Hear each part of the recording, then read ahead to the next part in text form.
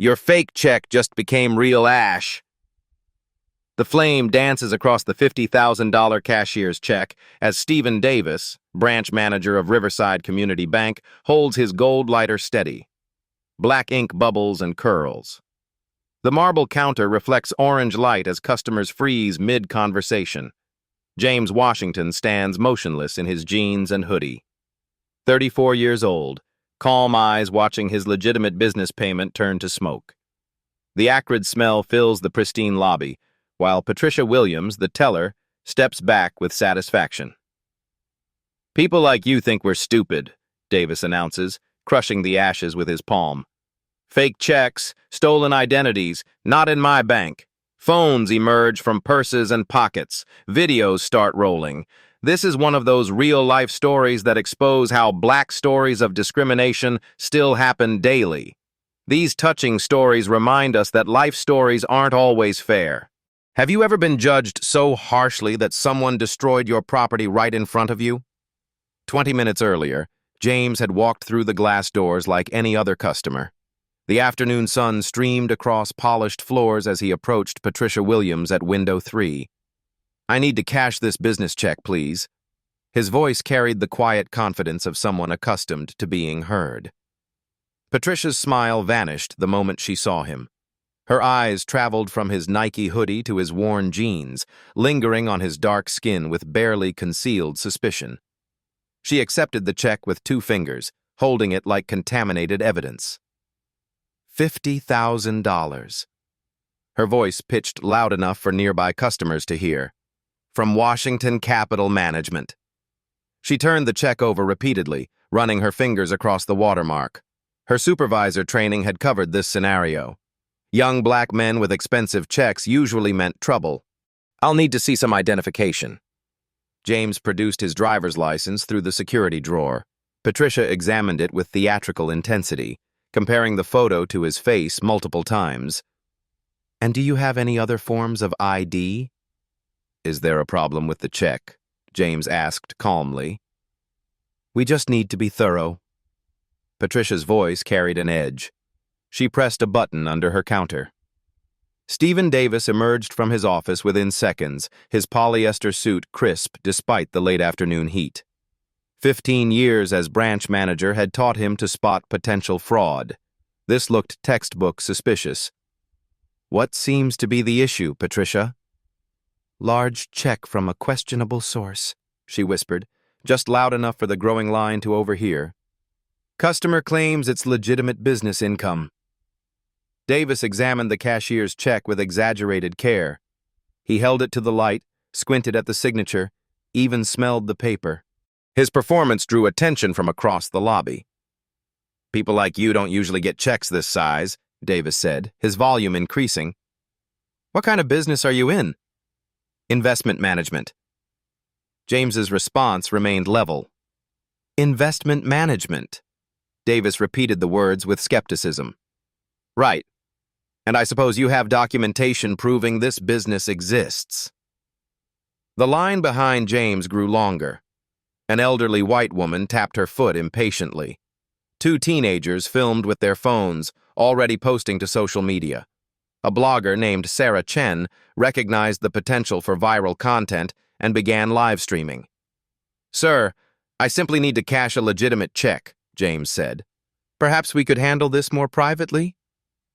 "Privacy?" Davis laughed. "That's what people say when they're hiding something." "Patricia, call the police, just in case." James reached for his wallet, moving slowly to avoid any misunderstandings. As it opened, several items became visible. A Platinum American Express black card, yesterday's first-class boarding pass from LaGuardia, and an understated Patek Philippe watch on his wrist. The contradictions weren't lost on observant customers. Designer accessories didn't match the casual clothing. Most people trying to cash fraudulent checks didn't carry cards with $10,000 annual fees.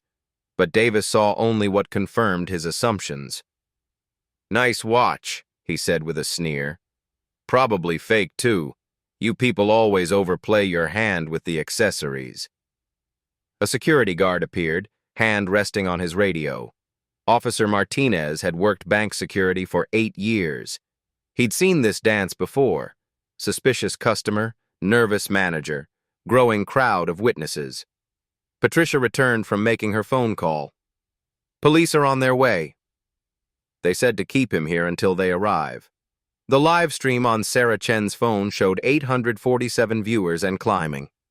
Comments flooded in, mostly supporting James and questioning the bank's treatment. Riverside Bank racism began appearing in the chat. "Ma'am, you're recording this?" Davis asked Sarah. "Public space, public business," she replied, keeping her camera steady. Davis felt the pressure of digital eyes watching his every move, but backing down now would signal weakness. He'd made his decision based on experience and training. Young black men with expensive checks were trouble 99% of the time. "I'm going to ask you one more time," Davis said to James. "Where did you get this money?" "I told you. Investment management business." "Show me a business card. Show me incorporation papers. Show me anything that proves this Washington Capital Management exists." James reached into his briefcase, producing a leather portfolio. Inside were business cards with raised lettering, corporate documents, and what appeared to be financial statements. Davis barely glanced at them. Anyone can print fake business cards. Anyone can forge documents. The security guard stepped closer as 2 police officers entered the lobby. Their presence sent ripples through the waiting customers. Some left the line, unwilling to be associated with whatever drama was unfolding. Officer Johnson, a 20-year veteran, approached with practiced caution. "We got a call about a possible fraud situation?"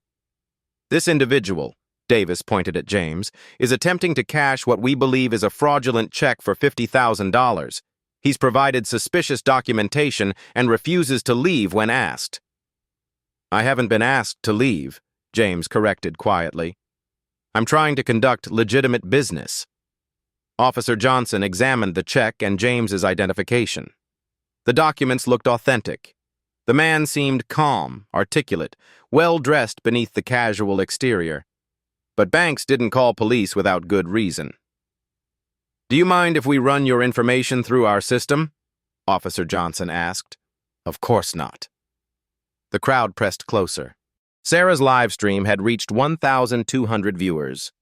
The comment section exploded with outrage, sympathy, and calls for the bank's corporate number. But Stephen Davis had crossed his Rubicon. Reputation and career were on the line. If he was wrong, consequences would be severe. If he was right, he'd prevented a significant fraud. He looked at the check one final time, then at James Washington's calm, patient face. That's when he reached for his lighter.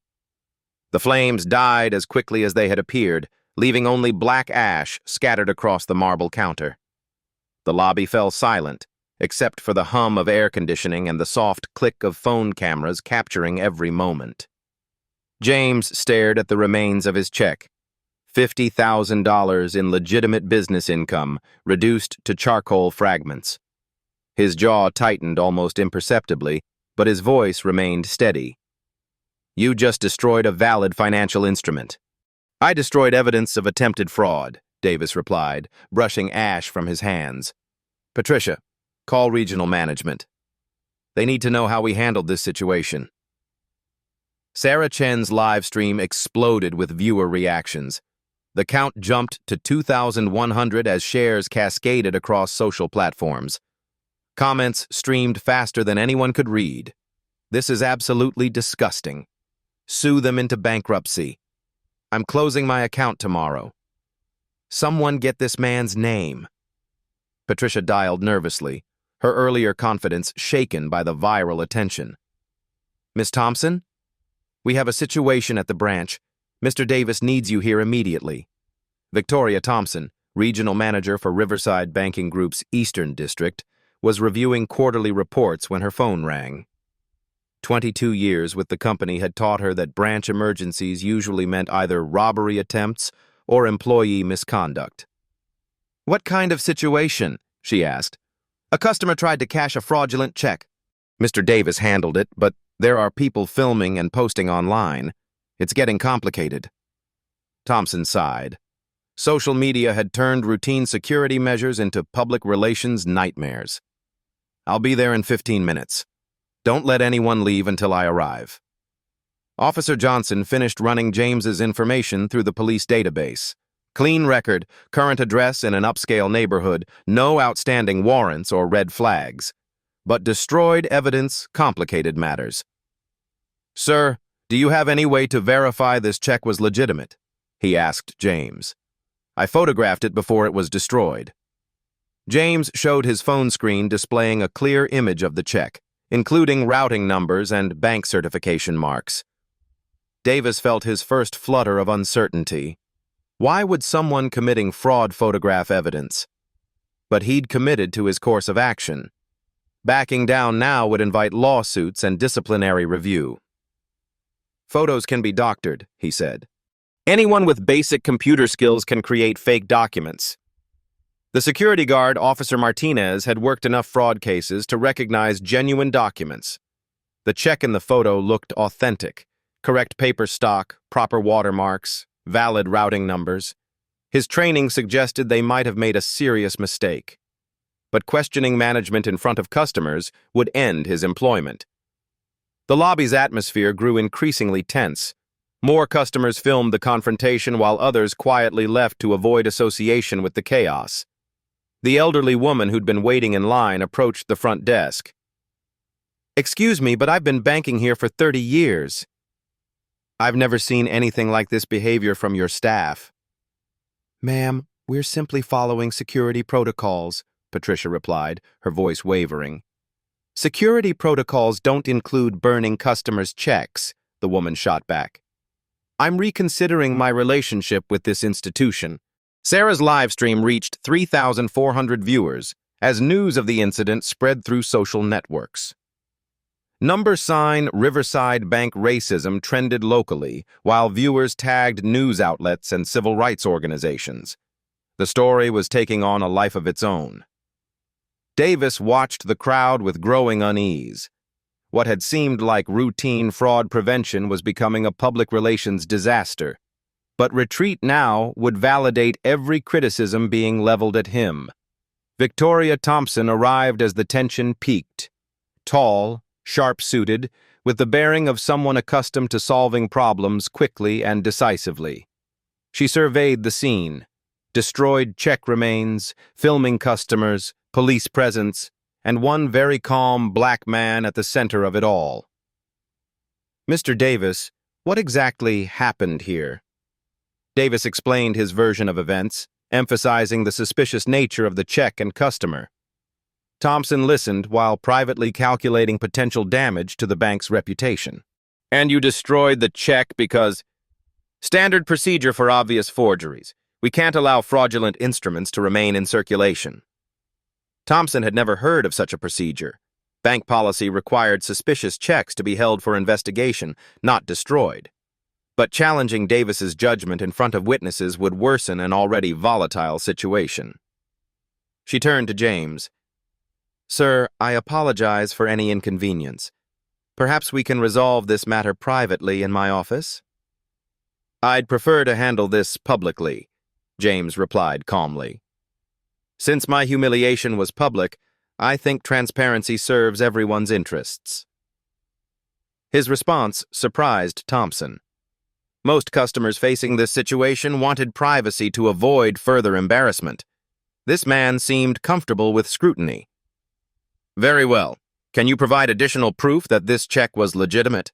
James opened his briefcase and produced a leather portfolio containing corporate documents, financial statements, and business correspondence. Thompson examined them carefully, her banking experience recognizing authentic documentation. The papers looked legitimate. Washington Capital Management appeared to be a real investment firm with substantial assets under management.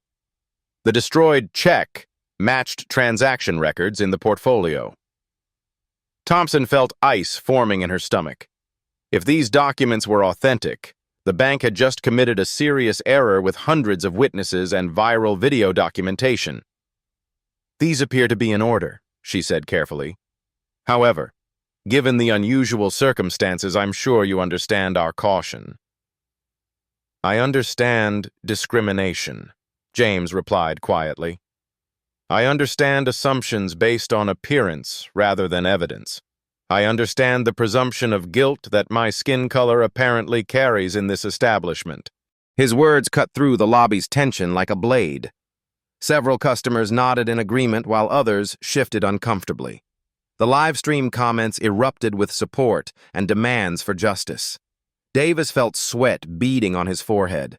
The situation was spiraling beyond his control, but admitting error now would end his career. He'd seen regional management's response to discrimination complaints. Zero tolerance meant zero employment. Sir, I followed proper security protocols, he insisted. Anyone attempting to cash a suspicious check should expect scrutiny. $50,000 isn't unusual for business transactions, James said.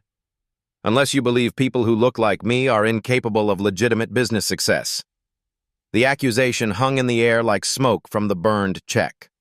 Thompson recognized the legal implications immediately. Discrimination lawsuits could cost millions in settlements and regulatory penalties. But James Washington wasn't finished. He pulled out his phone and dialed a number. Sarah, it's James. I'm at the Riverside branch. We have a situation that requires immediate attention. Thompson and Davis exchanged glances. Who was Sarah? Why did this customer have such confidence in making demands? Transfer me to legal, James continued into his phone. Yes, I'll hold. The lobby fell silent as everyone waited to see what would happen next. This is James Washington, majority shareholder. I need an immediate audit of branch practices. The words dropped into the lobby like stones into still water. Davis's face drained of color while Thompson's mouth opened slightly. Patricia stepped backward from her window as if physically struck. I'm sorry, what did you say? Thompson whispered. James continued his phone conversation, his voice carrying clearly across the silent space. Legal department? Yes, this is James. I'm at the Riverside Community Bank branch on Maple Street. We have a serious situation involving discrimination and destruction of financial instruments. Sarah Chen's live stream exploded as viewers processed what they were hearing. The comment count became a blur of caps-locked responses. He owns the bank! Exclamation mark. Plot twist of the century. Those employees are so fired. Davis grabbed Thompson's arm. This has to be some kind of scam. He's probably calling his accomplices, but Thompson was already pulling out her phone, frantically Googling James Washington Riverside Banking. The search results made her blood freeze. Forbes articles, SEC filings, business journal profiles, all featuring the same calm face now standing in their lobby. Oh my God, she breathed. James ended his call and opened his briefcase again. This time he produced a different set of documents. Board meeting minutes, ownership certificates, and his corporate identification badge. James Washington, chairman and majority shareholder, Washington Capital Management, he said quietly, which owns 67% of Riverside Banking Group. He handed the documents to Thompson, whose hands shook as she examined them. Every page confirmed her worst nightmare. Letterhead, signatures, SEC stamps, all authentic. The man they'd just humiliated owned their entire company. This can't be real, Davis stammered. You're dressed like... You look like... Like what, Mr. Davis? James's voice remained level, but something dangerous flickered in his eyes. Please finish that sentence. The security guard, Officer Martinez, stepped away from Davis as recognition dawned. He'd worked corporate security before banking. He knew the difference between fraud artists and legitimate executives. This man's calm confidence, expensive accessories, and authentic documentation told a clear story. Patricia frantically searched her computer for corporate directory information. The executive profiles loaded slowly, but when James Washington's photo appeared, she nearly fainted. Chairman of the board, principal shareholder. The man she'd treated like a criminal owned her job, her benefits, her future. "Mr. Washington," Thompson's voice cracked. "I had no idea. Your appearance, the casual clothing, we didn't recognize—" "You didn't recognize me because you didn't look beyond your assumptions," James replied. "You saw a young black man and concluded fraud, despite legitimate documentation, despite authentic identification, despite every indication that this was a routine business transaction." The live stream had reached 4,200 viewers as the story exploded across social media. News outlets were already picking up the feed. Riverside Bank owner joined Riverside Bank racism as trending topics. Officer Johnson, who had remained silent during the revelation, stepped forward. "Mr. Washington, I apologize for any misunderstanding. The bank called us about suspected fraud." "No misunderstanding, officer," James said. "This was deliberate discrimination followed by destruction of property. I have witnesses, video evidence, and documentation of every interaction." Davis felt his career evaporating in real time. 20 years of employment, pension benefits, reputation, all crumbling because he'd made assumptions about a customer's legitimacy based on appearance. "Sir, I was following standard security procedures," he said desperately. "We treat all suspicious transactions the same way." "Do you?" James asked quietly. "Do you burn checks from suspicious white customers? Do you call police when elderly women deposit large insurance settlements? Do you demand multiple forms of identification from well-dressed business people?" The questions hung unanswered because everyone knew the truth. James produced his business cards and handed them to Thompson. The raised lettering read, "Washington Capital Management, Institutional Investment Services." Below his name, Chairman, Chief Executive Officer. "I come here quarterly to inspect branch operations," he continued. "Usually in business attire, usually announced in advance. Today I decided to visit unannounced, dressed casually to see how customers are really treated." Thompson's mind raced through the implications. Unannounced inspections by ownership. Secret shopper programs. This wasn't random discrimination. It was a systematic test that her branch had failed spectacularly. "You were testing us?" she asked weakly. "I was banking here. The test was whether you would treat me fairly regardless of appearance." James gestured toward the ash on the counter. "You failed definitively." Davis looked around the lobby for support, but found only horrified faces and camera phones. Even the police officers had distanced themselves from the bank employees. His decision to burn the check had been captured on multiple video streams watched by thousands. "Mr. Washington, surely we can discuss this privately," Thompson pleaded, "away from the cameras and social media attention." "Privacy protects the guilty," James replied. "Transparency protects future customers who might face similar treatment." Sarah Chen's live stream had become appointment viewing. Her viewer count approached 5,000 as the story gained national attention. News producers were already contacting her about licensing the footage. But James wasn't finished revealing the scope of his authority. He pulled out another document, a corporate organization chart showing Riverside Banking Group's structure. 43 branches across 3 states, $1.8 billion in annual revenue, 2,847 employees. This branch processes $2.3 million in daily transactions, he said, his voice carrying to every corner of the lobby. Federal regulations require equal treatment of all customers regardless of race, gender, or appearance. Violation penalties start at $10,000 per incident under Consumer Financial Protection Bureau guidelines. Thompson realized the magnitude of their legal exposure. Discrimination lawsuits averaged $847,000 in settlements. This incident, captured on video with thousands of witnesses, could cost millions. "What happens now?" she asked. James looked at Davis, then at Patricia, then at the cameras documenting every moment. "Now we discover what accountability looks like." The words carried weight beyond their simplicity. Davis felt them settle on his shoulders like a death sentence. Patricia began crying quietly at her window. Thompson calculated how to minimize damage to her own career, but James Washington was just getting started. He had more power than they realized, more influence than they understood, and more patience than they deserved. The real reckoning was about to begin. James placed a second call, this time on speakerphone. The number connected to Riverside Banking Group's legal department in downtown Manhattan. Legal. This is Rebecca Martinez. Rebecca, it's James Washington. I need you to listen carefully and take notes. Thompson watched helplessly as her world collapsed in real time. The live stream had reached 6,800 viewers, while notifications flooded her phone about the viral video. Local news stations were calling the branch directly. "Mr. Washington, I'm documenting everything," the lawyer's voice crackled through the speaker.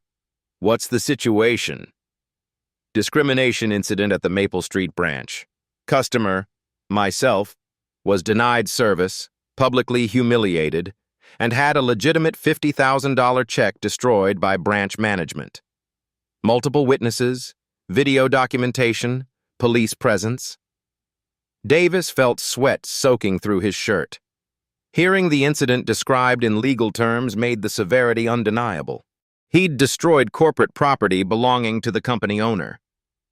"Rebecca, I need immediate suspension of the employees involved, pending full investigation. I also need a compliance audit of this branch's practices over the past 12 months. "Understood, sir. I'll have the paperwork ready within the hour."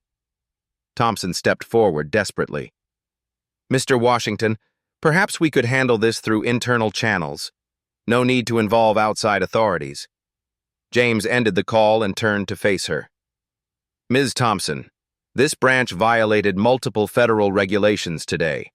The Fair Housing Act requires equal treatment regardless of race.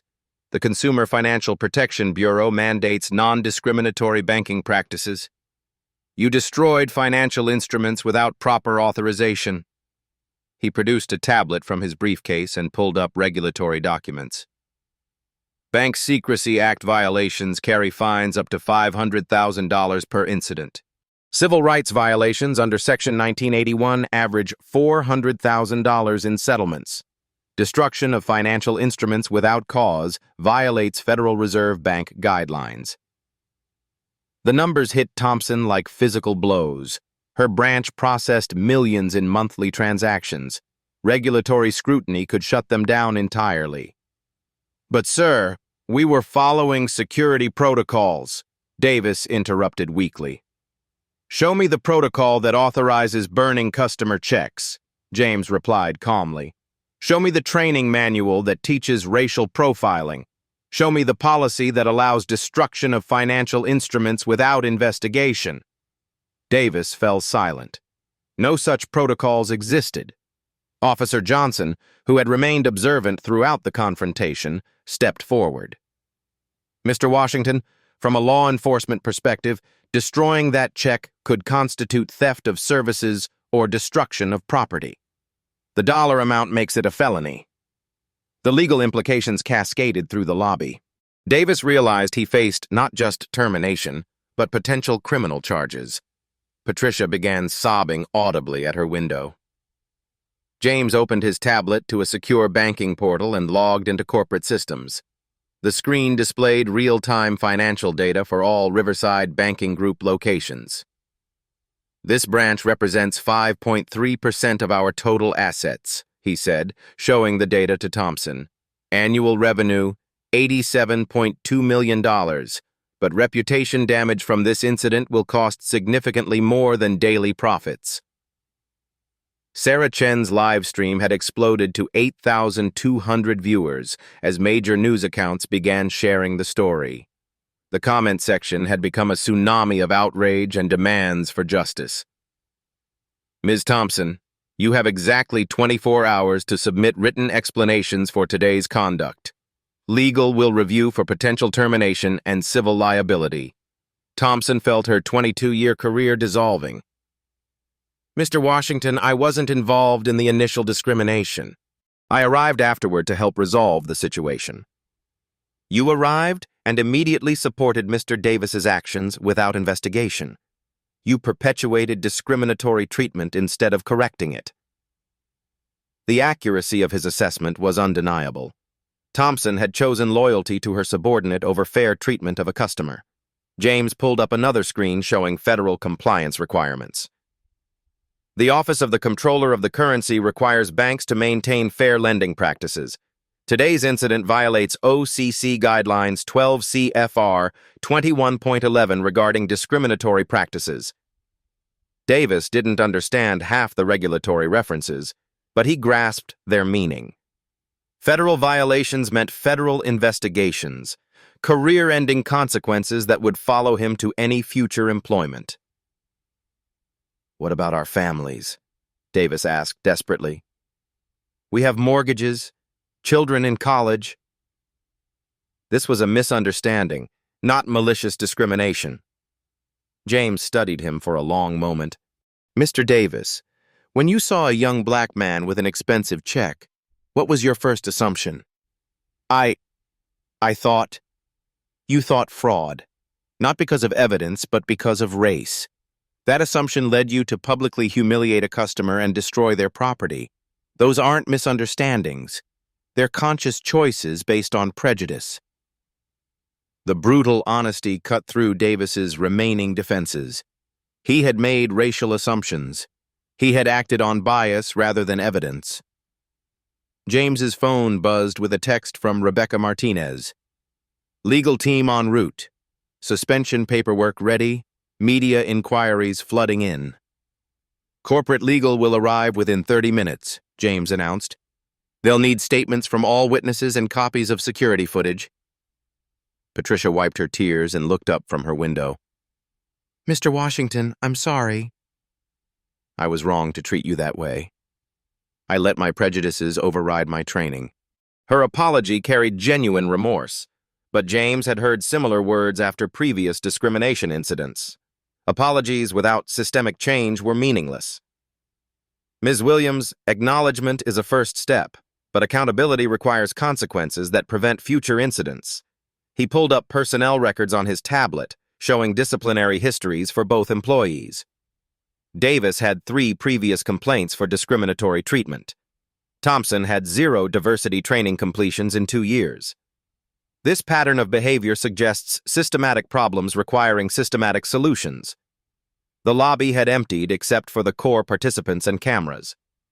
Even the police officers prepared to leave now that no criminal charges were immediately forthcoming. "Officer Johnson," James called out, "I'd like to file a formal complaint about destruction of property. That check represented legitimate business income." "Yes, sir. We'll need a statement and any documentation you have." Davis realized the criminal implications were real. Destroying financial instruments could result in felony charges depending on the dollar amount involved. "Mr. Washington," Thompson tried one final appeal. "What would it take to resolve this matter internally?" "We're willing to make amends." James looked at the ash residue still scattered on the marble counter. The symbolic destruction of his dignity alongside his check. The viral video that would forever document this humiliation. "Ms. Thompson, making amends requires understanding what was broken. This wasn't just about one check or one transaction. You revealed institutional bias that affects every customer who doesn't look like your expectation of success." He closed his tablet and gathered his documents. 24 hours for written explanations. Corporate legal will contact you about suspension pending investigation. And Ms. Thompson? Yes, sir? Your branch just became a case study in what not to do. I suggest you prepare thoroughly for the scrutiny that's coming. The live stream ended as James walked toward the exit, leaving behind a lobby full of people whose lives had just changed forever. The viral video would ensure this story reached millions, but the real change would happen in boardrooms and policy meetings where systematic reform could protect future customers. Outside, James paused to check his phone. 47 missed calls from news outlets. 218 notifications from social media mentions. The story was spreading faster than he'd anticipated. But speed wasn't his concern. Accountability was. And that was just beginning. 48 hours after the incident, Stephen Davis received his termination letter via certified mail. The document cited violation of company anti-discrimination policies, destruction of customer property, and conduct detrimental to corporate reputation. His 20-year career ended with 2 paragraphs and a severance package reduced by legal liability clauses. Victoria Thompson faced suspension without pay pending a full investigation. Her personnel file would carry the discrimination complaint permanently, effectively ending any chance of promotion within the banking industry. Patricia Williams entered mandatory counseling and sensitivity training. As the most junior employee involved, she received the lightest punishment, but her actions were now part of her permanent employment record. The viral video had reached 2.3 million views across platforms. News outlets from CNN to local stations covered the story. Bank owner faces discrimination at his own branch became a cautionary tale shared in diversity training sessions nationwide. But James Washington wasn't satisfied with individual punishments. Systemic problems required systemic solutions. 3 weeks after the incident, he stood before Riverside Banking Group's board of directors in their Manhattan headquarters. The mahogany-paneled conference room held 12 senior executives, all studying tablets displaying comprehensive audit results. The Maple Street branch investigation revealed disturbing patterns, James began, clicking through presentation slides. Customer service ratings show significant disparities based on customer demographics. Black customers wait an average of 12.3 minutes longer than white customers. Latino customers face document verification requests 67% more frequently. Board member Elizabeth Carter, head of compliance, reviewed the data with growing concern. These statistics suggest widespread bias, not isolated incidents. Exactly. Which is why individual terminations aren't sufficient. We need structural reforms that prevent future discrimination. James outlined his comprehensive plan. First, implementation of a revolutionary mobile app called Fair Banking Reporter.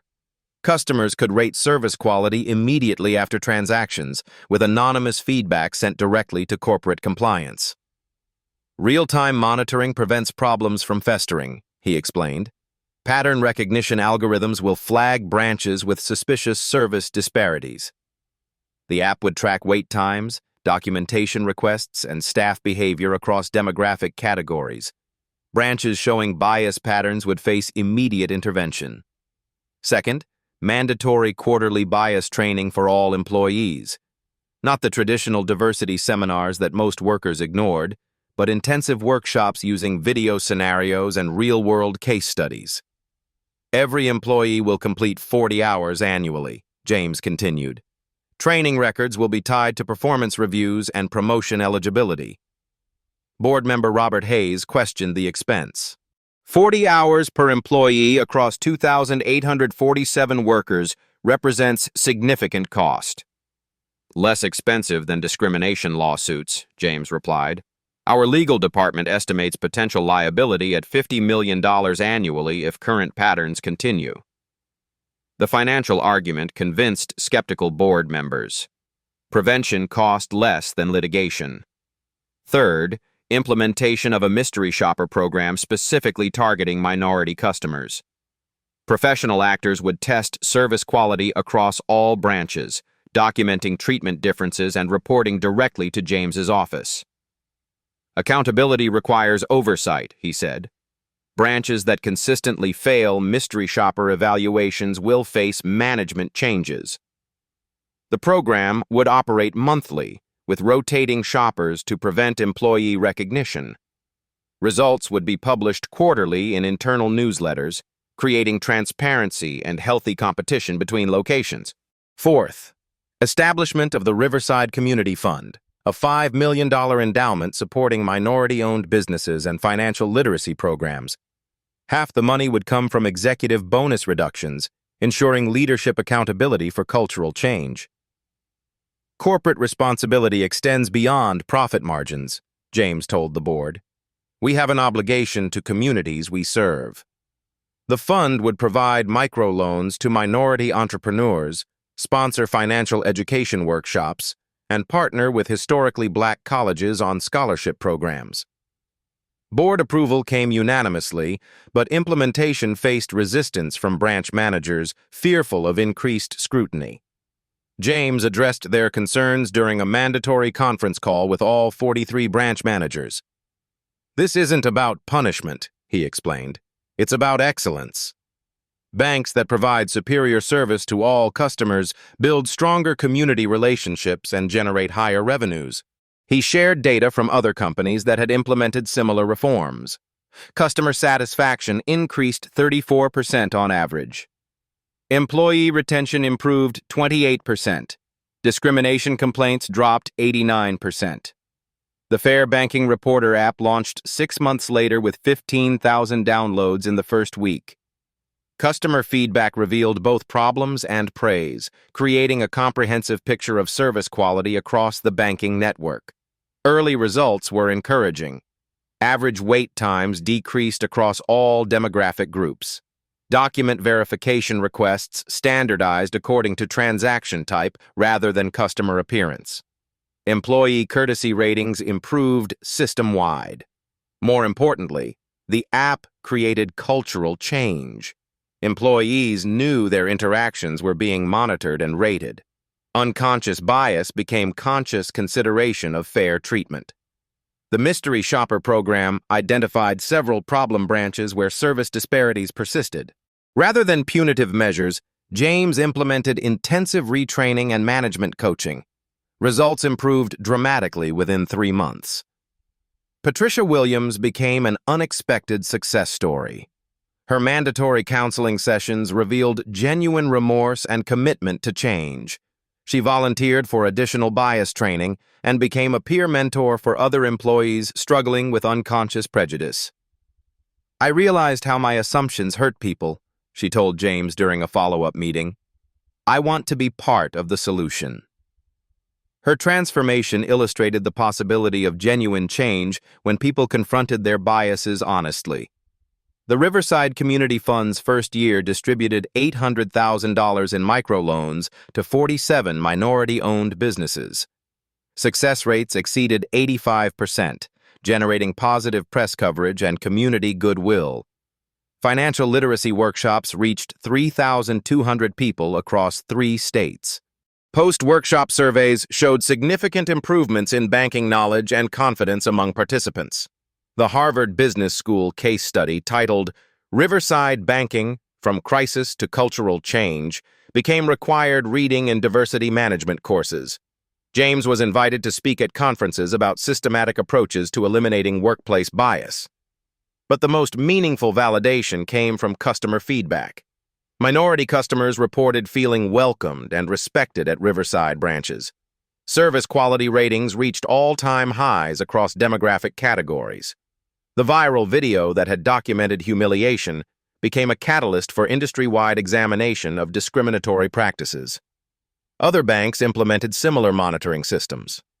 Federal regulators incorporated Riverside's app concept into recommended best practices. Stephen Davis, meanwhile, struggled to find employment in the banking industry.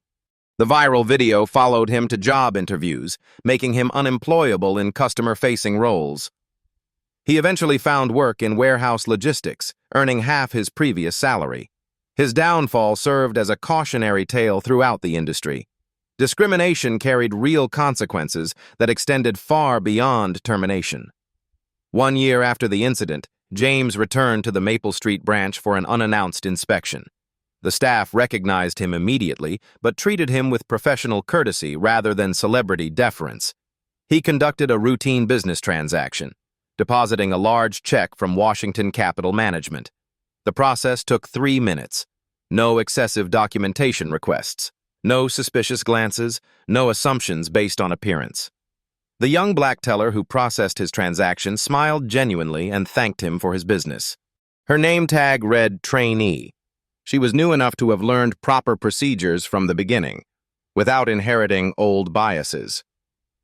"Excellent service," James told her, meaning every word. Later, reviewing monthly performance data, he saw the transformation in numbers. Customer satisfaction, 94%. Service disparity metrics, within acceptable ranges.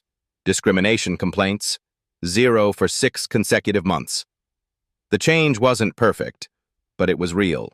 Systematic reform had created systematic improvement, protecting future customers from the humiliation he'd experienced. The viral video would remain online forever, a digital monument to bias and its consequences.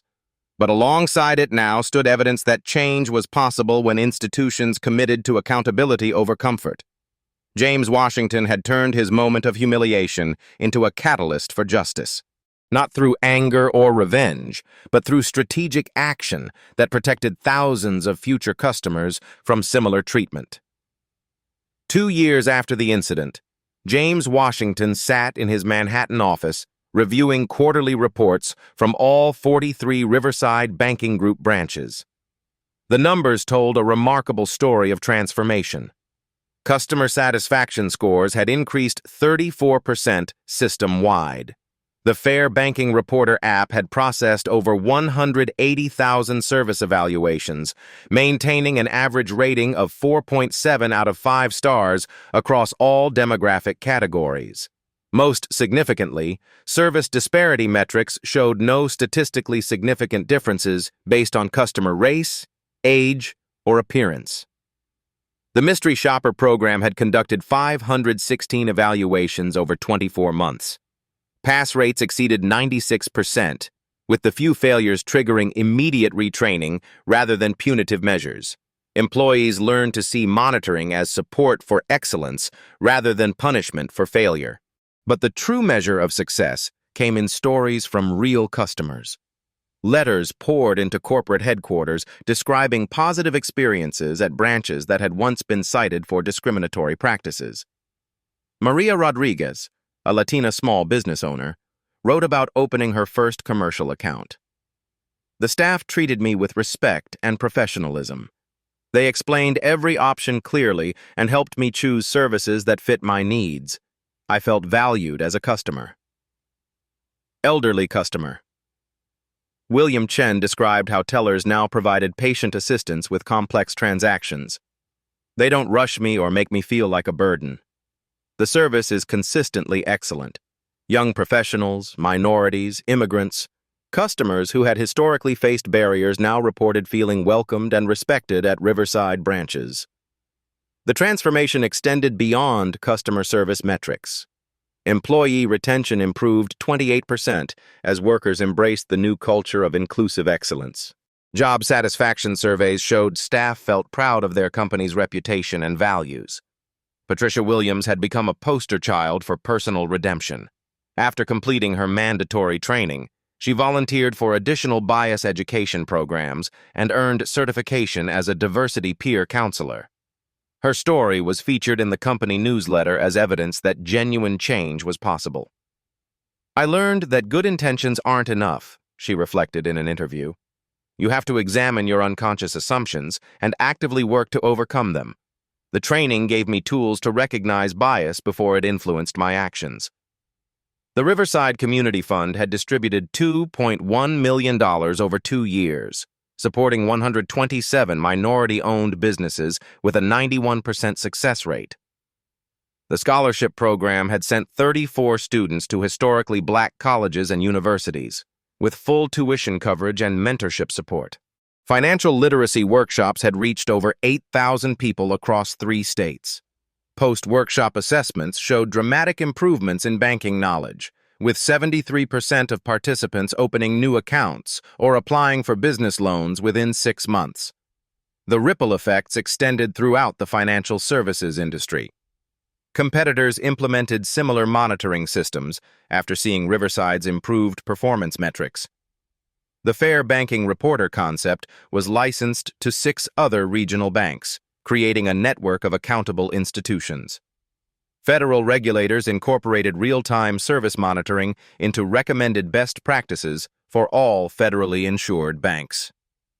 The Consumer Financial Protection Bureau cited Riverside's reforms as a model for proactive discrimination prevention. James had testified before 3 congressional subcommittees about systematic approaches to eliminating financial services bias. His calm, data-driven presentations influenced pending legislation requiring transparency in bank service quality metrics. The Harvard Business School case study had been downloaded over 50,000 times and translated into 7 languages. Business schools worldwide used Riverside's transformation as an example of effective crisis management and cultural change. But perhaps the most meaningful recognition came from an unexpected source. The NAACP presented James with their Corporate Leadership Award, honoring his commitment to systemic justice over personal revenge. Mr. Washington could have pursued individual retribution, said NAACP President Derek Johnson during the ceremony. Instead, he chose to create lasting change that protects countless future victims of discrimination. His approach demonstrates that true power lies in building systems that serve justice rather than seeking personal satisfaction. The viral video of his humiliation now had 4.7 million views across platforms, but it was accompanied by follow-up stories documenting positive changes. Comments sections that had once exploded with outrage now featured testimonials from customers praising improved service. Stephen Davis had eventually found stable employment as a logistics coordinator, earning $38,000 annually compared to his previous $95,000 banking salary. The viral video made him unemployable in customer service roles, but he'd used the forced career change for introspection. In a letter to James that he never sent, Davis wrote, "I realize now that my assumptions were based on prejudice, not evidence.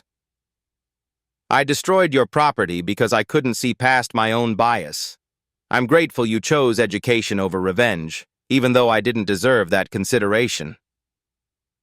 Victoria Thompson left banking entirely, becoming a diversity consultant helping other companies identify and eliminate discriminatory practices.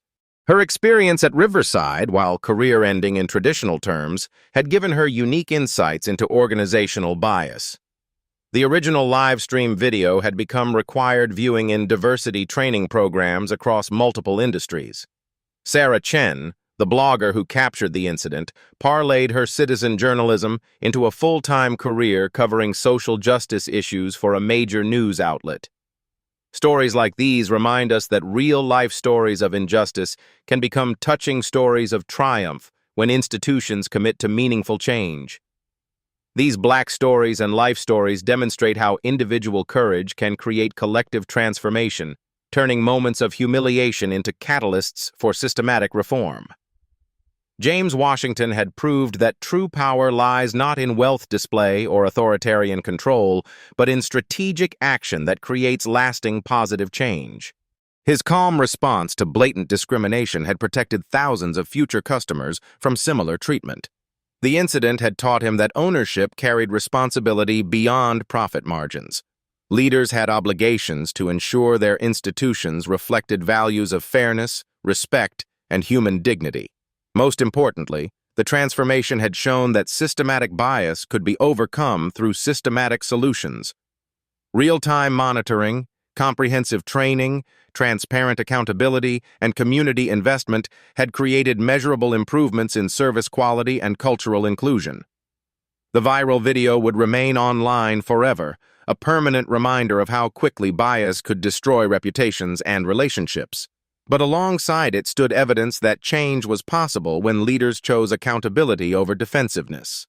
2 years later, James Washington's greatest satisfaction came not from revenge against those who had wronged him, but from data showing that no other customer had faced similar discrimination at any Riverside Banking Group location. The numbers told the story. 180,000 positive service interactions, 0 discrimination complaints, 4.7-star average ratings, and a corporate culture that valued excellence for all customers, regardless of appearance or assumptions. That was his true victory, turning one moment of humiliation into a legacy of systemic justice. Have you witnessed discrimination in your community? Share your story in the comments below. Subscribe for more inspiring accounts of how individual courage creates lasting change. Together, we can build a more just world, one story at a time. Like this video if you believe in accountability over anger. Share it with someone who needs to see that change is possible when we choose systematic solutions over personal revenge. Your voice matters. Your story matters. Your commitment to justice matters. Subscribe now and let's continue fighting bias with data, discrimination with transparency, and hatred with hope.